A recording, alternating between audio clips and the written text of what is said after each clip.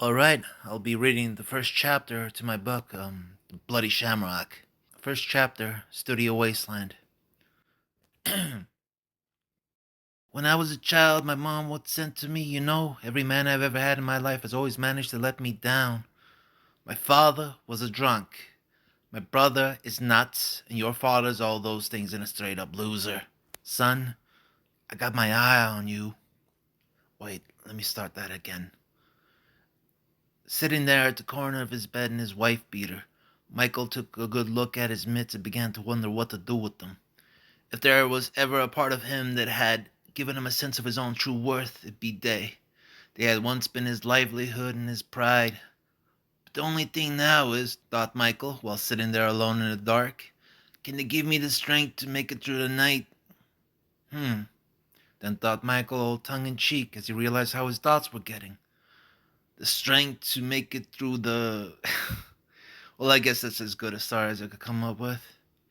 Besides that whole mother myth, which I don't want to think about right now. Plus, it rhymed too. Although, really, it sounds a bit too cheesy to me. But that's just the thing. Try too hard to make something sound good, and the material you come up with probably just gonna sound that, and also pretentious. But since I already am such a pretentious jackass over here, and also cheesy too, I guess it makes it befitting, and it'll do. Michael then felt a nice, cool, transatlantic ocean breeze coming from his window, coming in from the east, which made him feel invigorated by. And as he looked out of that window, Michael felt lost in a moment as he watched the skies clear while the sun began to set, and then watched the streets below slowly beginning to brew with life. And that's New York City nightlife we're talking about. Motherfucking Brooklyn. And in today's world, now in the 80s, here in the concrete jungle, one very, very mean and dangerous place to be living in. At twilight, you could see all the unsavory characters and creatures of the night coming out of their hidey holes to hunt and breed. The domesticated lot with their sharp suits and dwindling dreams had all gone to bed, and it was now the hour for the other sort to come out and play. And as much as Michael wanted to step outside and join his lot, there was still a fear left within him, keeping him at bay. Downing a Jack Daniels, Michael stood up and went over to his crummy bathroom mirror to check the damage. And as he got up to the man in the mirror, he took a good look at himself while waiting for the liquor to set in. Well, there you are, thought Michael Connelly as he looked at himself some more. Then felt a little depressed, then nearly tipped over. Then felt a bit self-conscious. Now decided to fancy himself since he was up there, which usually made him feel better at mopey times like these. Well now, there you are, he figured himself as an oddly handsome guy. Oddly so, since he stared at himself so often, so much so that he started to see himself all weird. Oddly for him, but not anyone else. For anyone else, especially women, Michael was nothing less than drop-dead gorgeous, and in that dangerous sort of way, since fundamentally Michael was your average, run-of-about, bad boy, the leather-jacketed one. Your average, run-of-about, street hustler, womanizer, player, prick. Yeah, fine, flatter me some more, why don't you? All-around jerk. Hey, give me a break here. Even though nothing at all average about him. That's a little better. Really bad, really vicious, and also corrupt. And corrupt in that way that when you saw his special $1,000,000 smile, seeing as much of a beautiful man he really was, he could eat your heart away, eat your heart out it will, regurgitate it out into mush. We all got a gift we're born with. You got yours and I got mine. Which of course Michael knew all too well, since how could he not see the effect it had on the lot? I wasn't born yesterday. And always women, always them. For alas, 'tis such a burden in life I have been deemed fit to carry. 'Tis. Which always gave him that arrogant sense of privilege, seeing as how he'd fare better when he'd be hitting on them, compared to how he would if he was just some ordinary looking dude, that or an ugly fuck. Yeah, glad to see you've taken notice, but yeah, I am that shallow. And I like to keep it that way too. Keep it simple, nice and neat, and not be thinking in too deeply. For in the end, everyone is also that shallow, and everyone does judge a book by its cover. So why be different when all that would be is a major disservice to you as you found yourself all alone seeing how you cared more while everyone else didn't? He had large green eyes fitted deep within his eye sockets, so large and yet so deep that they always seemed like there were some hidden figures peering out from within the shade. He had the thickest and curliest golden hair which he had ever seen on not no man except himself, not even on some women that had gone in for a perm at some beauty salon. Dark at the root, but pure gold at further gradation. Hair that was kept short so as it wouldn't turn into a bushy mess, which it still managed to do so anyways, and so thick and shiny that it made him look like some long ago, faraway Hebrew prince. Golden locks, thick, bold, and shiny. But with also a small rat tail growing at the back, which really looked like a pigtail considering how curly his hair was. That stuck out 3 inches, and was tied up with a rubber band Michael had found in some broken down, white tiled, graffitied up subway restroom down in the Bronx. At one point, Michael was thinking about getting that Ziggy Stardust do everyone had now. That Rod Stewart. The hairstyle that's all short in the front and long in the back. Everyone has it now, but no one seems to have a name for it. Odd.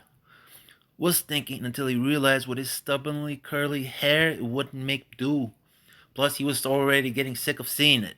For everyone was sporting one now. Everyone. Fucking everyone. And seeing so much of it had made Michael lose interest. Michael was 5'11", under 75 pounds, and was fitted for some 32-inch waist, with some tight, shredded jeans. Tight and shredded. Looking mighty mean and lean in them jeans. His sole pair that didn't come shredded, but became that way through Michael's personal living conditions and lifestyle choices. Yeah, in other words, I didn't buy them like this like I've seen them now selling at the mall. They became this way. Every rip, something stupid I had done to almost get myself killed. Lifting up his shirt from the front, he was mildly pleased to see how he was cut well enough now, all over, to finally be able to sport a six-pack, which Michael eyed with some more arrogant sense of privilege now extended to newer heights. At least the working out in the joint paid off. Now let's see how it fares with the ladies. Since getting out, Michael had seen on MTV some rock star wearing a dangling crucifix to his left ear, and seeing how bitchin' it looked, Michael had then fancied to give him one too. Although Michael did love him some crucifixes a lot, the thought of religion did scare him some for some reason. But still, Michael just felt comfortable being around them. Calm, not so tense all the time, and at peace. He had 2-to-1 here, a gold one around his neck, one with a broken chain in his left pocket, 3 wrist bracelets with all crosses on it, and finally a rosary in his right pocket that he liked to pull out and play with. As for the two to his left ear, for a second there, Michael had almost made the mistake of getting it done on his right. Almost. That is, until the guy that did the piercing told him what it would mean in public. All in all, even though he liked what he saw, eat your fucking heart out anyone that says I look just decent. He still knew there was only so much a man could get from the surface. Well, you're in your 30s now. Neither than your bitchin' looks and your mitts. Bitchin' looks. Thought Michael, he rolled his eyes from how dumb and conceited the last bit sounded in his head. The also very self-conscious side of him kicking in. But then smirked and accepted it. Well, either than you and your stupid conceited ass, you really have nothing else to show for, do you? With looks, you can only drive so many hours of enjoyment before you start to notice all the flaws and imperfections. And then spend so many more hours staring deeper and don't get into it again. Checked Michael himself. But anyways, I'm a dude, so it's not like I can get my looks to pay the bills and keep this dump in order. Thought Michael, while staring all around his surroundings, the dirty white walls, the black cascading streaks, the mountains of unwashed shirts and crusted over socks, one dingy, foldable, summertime chair sat next to a pile of pizza boxes, which Michael had made into a table to set a TV on top of. A black and white 10-inch stolen TV with wooden framing. One TV, or minus one, since it went missing one night, that Michael decided, against his better judgment, to let in some itchy, pigtailed, junky chick into his place, who had offered him some blow, and also the blowing me, that is. You wouldn't believe how many women I sometimes get just looking at me and then saying, "You want to suck my dick," just to know how it feels to blow someone as good looking as this. But anyways, Next to the pizza boxes on the ground, one broken and also stolen cassette player with wooden framing that chick had stepped on. Next to one broken but actually paid for VHS machine with wooden framing that chick then fell on. All surrounded by crumpled up tinfoil Michael used to wrap that TV's antenna with. Tools Michael tried to use to fix his cassette player and VHS machine with, and finally one condom Michael had used. Oh, get the fuck out of here. It's been lying there all this time? How long has it been since I used it to fuck that chick with? Then again, wait, was it her I used it on? Pigtail girl, ponytail girl. But then there's the girl with the Heather Locklear duo, remember? The one with the Bon Jovi? She having he hair, even though he hair is really she. And the one with the Pat Benatar. Fuck, I can't tell. And then looking around, wait, how many more condoms do I have just lying around in the open? Okay, there's another one. And another. And oh, what the fuck? It's seriously, this is disgusting. This is getting a little too depressing to be taken in. Michael now sighed. Whatever would I even throw them? I don't even have a trash can. All I got are a couple of smelly bags, trash bags over there in the corner that I really need to take to the dumpster quick. And they're both stuffed solid, and I tied them up so they won't smell so bad. And I've opened them up a couple of times already to stuff them some more, which I tied back up again, so they're worn in. And if I untied them again, they're most definitely going to break. Fucking plastic. I don't think I could squeeze any more items in there, not even rubbers. Fuck, this place is getting disgusting. Fuck, this place is... Michael then sighed again. Fuck. And then felt depressed.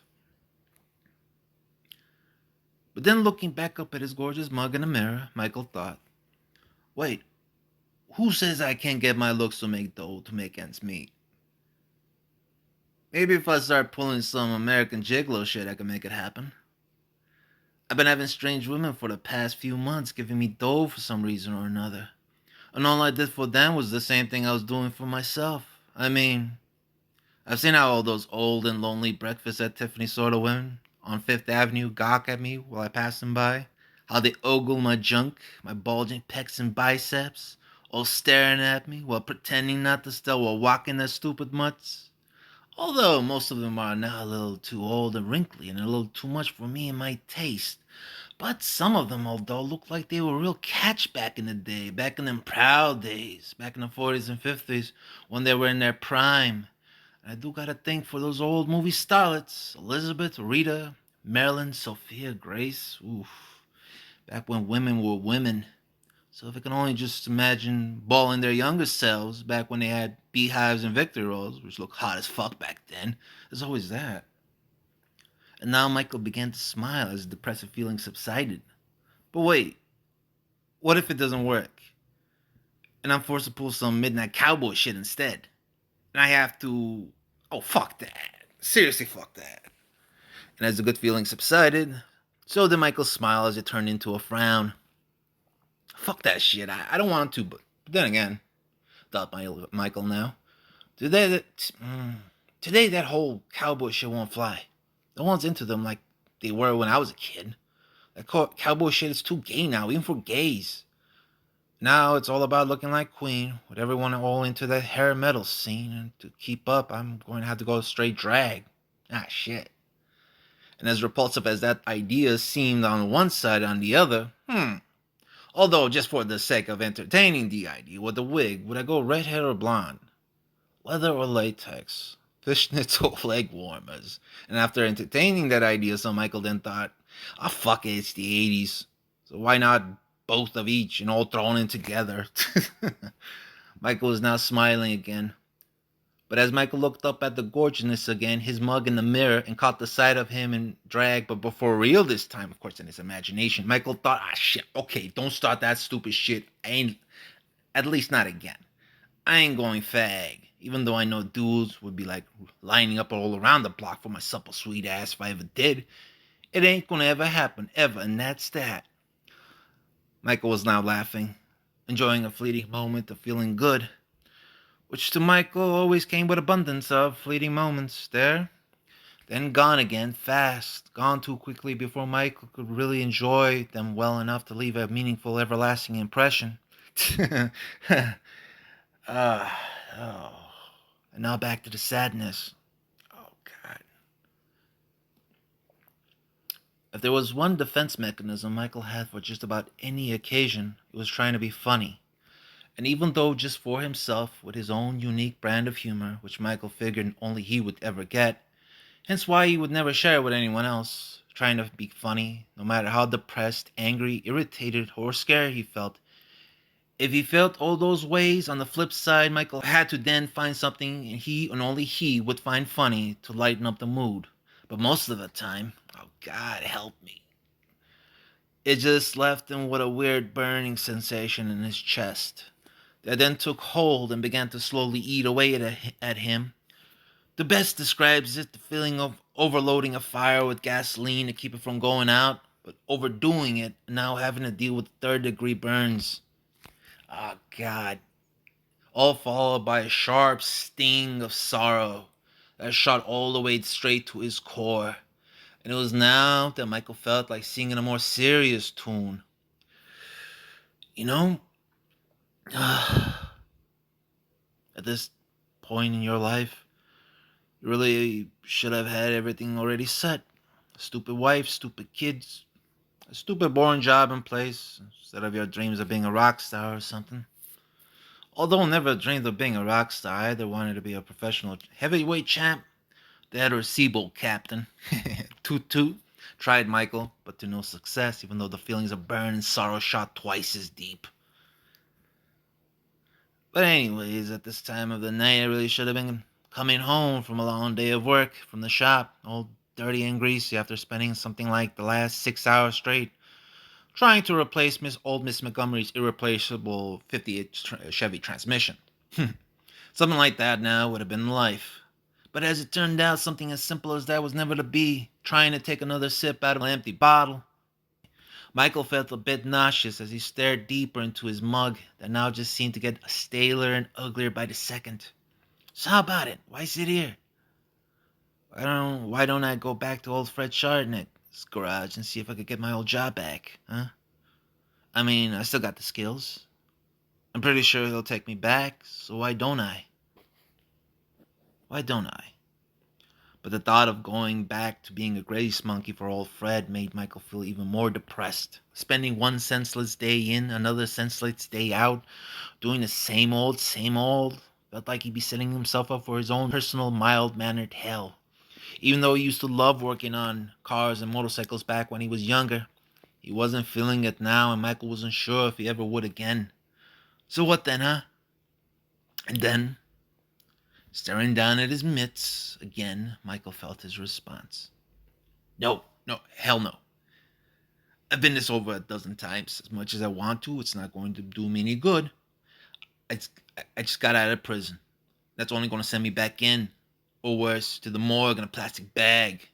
Michael paused, but then felt the response again. A whole lot stronger, pounded out tenfold. Michael was now shivering.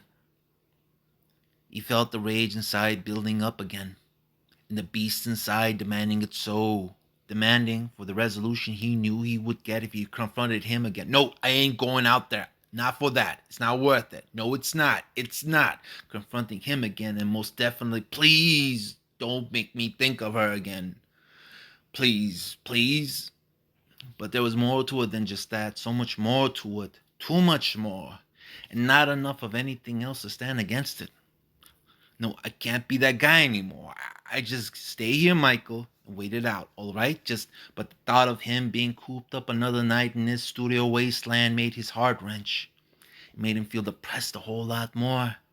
Claustrophobic even. Almost maniacal in a sense.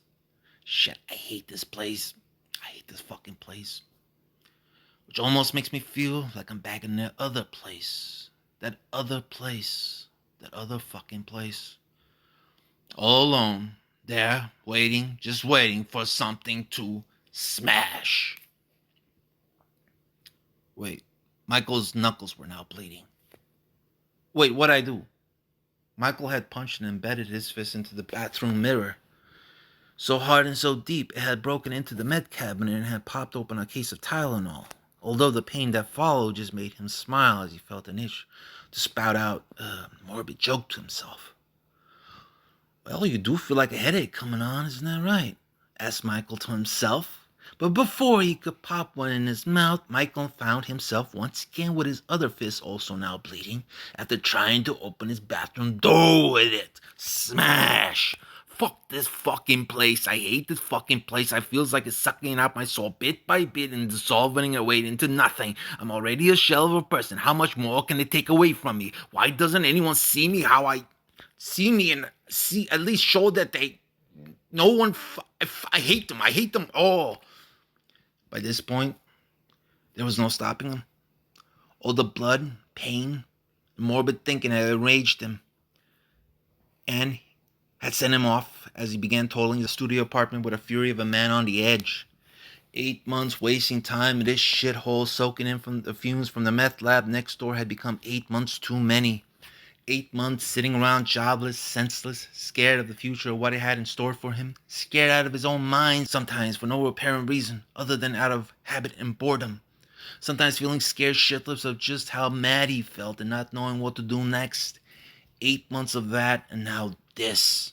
Fuck you! And with that, Michael picked up a chair and threw it out of his 5th-story window. And with a large gush of wind that came spewing in, Michael felt chilled to the bone and felt done. Rumpus pompous, thought Michael as he sat back down. Rumpus pompous, thought Michael again. What that was a personal philosophy of his. What it was, all that mattered was to keep it simple, to keep it fresh, to keep it cool, and most of all, keep it in your face. In your face, you big disgrace, kicking your... Michael had once heard someone call something a romp. At the time, he wondered what that meant. So when he asked that person, the man had then told him, ever just beat the fuck out of a man and love it? Love it like sex? Michael at the time had then made a crooked smile, noticing that the hombre didn't know who he was talking to. Well, that's what I call a rumpus good time, concluded that streetwise stranger, which Michael had the displeasure of meeting never again, and never getting to know his name. Rumpus pompous. Of course, pompous part is easy to understand because it's not like two words like romp and rumpus smushed together and then regurgitated out into the streets with a different meaning, or really just in Michael's head since no one else was saying it. Michael enjoyed making up his own language like that. The pompous part was all about the hot air. It was about being a pretentious asshole and acting like you loved it. And just for show. Just to rub it in. Now, him personally, coming from the streets, Michael hated pompous assholes. But he knew that's what it took to get by. When a man started beating his chest, you had to beat yours harder. When he started yelling, you yelled louder. And when he tried to put his hands on you, that's when the rumpus part came in. Altogether, it was all about the double package. Bark and bite, might and word, sword and pen, spit and steel. Now taking all this in, Michael then took another look down at his mitts and started to feel different. Wait a second. What the fuck am I afraid of still? You're there already at that place. There. There. Like from the stories told by barflies like your Uncle John. Stories like that one about that guy in the 60s that ran out of his house in his boxers wielding a hacksaw. Never meaning no harm, even though he terrorized 2 old ladies in the library in the process. The man was just out and about looking for love and attention, and which he found on the arms of 7 bulls on the corner of Bronxdale and Morris. Remembering that story, Michael began to snicker. You have nothing left to lose, do you? Michael Connelly was beginning to come to a conclusion after spending the last rage incarnate minute wrecking his dump, which really doesn't look that much different from before. Michael wanted to feel done being afraid and done worrying about his future. It was time to stop trying to move forward with his life. His answers were nowhere near him. He had no future. The answer he had been looking for all this time was still in his past, and deep down in his gut he knew it.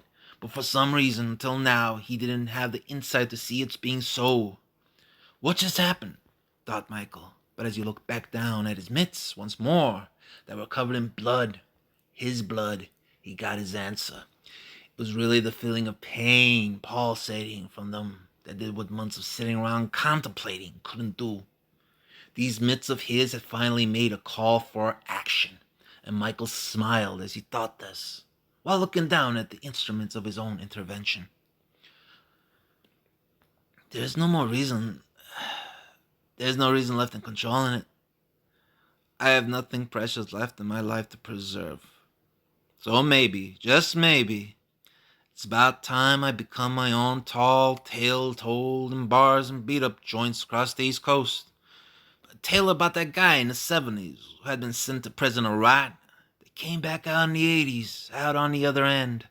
Came back out against all odds to take back that had been taken from him.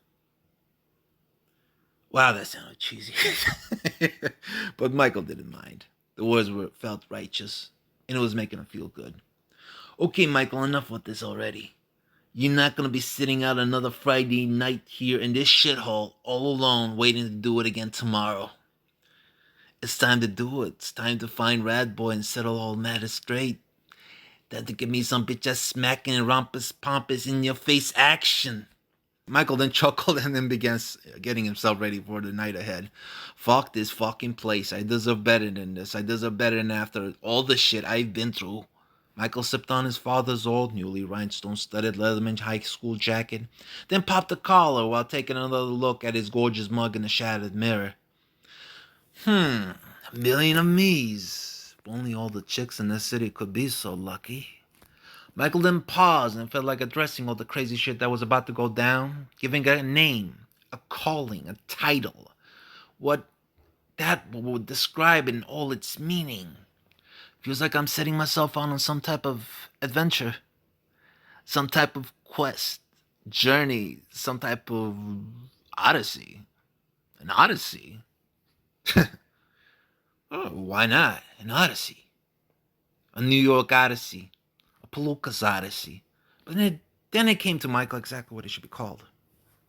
You know something that's been on my mind recently?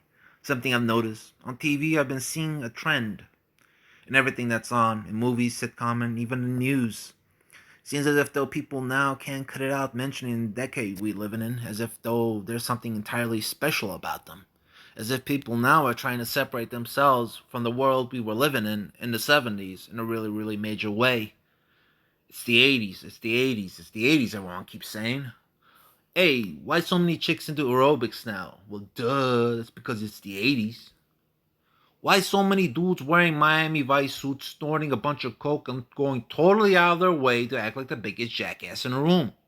Well, duh, it's because it's the 80s. Well, what does all that mean, one might ask? Hey, shut up. Stop asking stupid questions. The 80s means it's the 80s, responds the other. Everyone's so overly self-conscious now, too. So self-aware and self-absorbed. Round and round they go, like on a merry-go-round, on an infinite number of loops, all headed inwards. Spiraling into the abyss of their own inner being, as if to find definition, to find meaning. Find meaning as what it means to be me.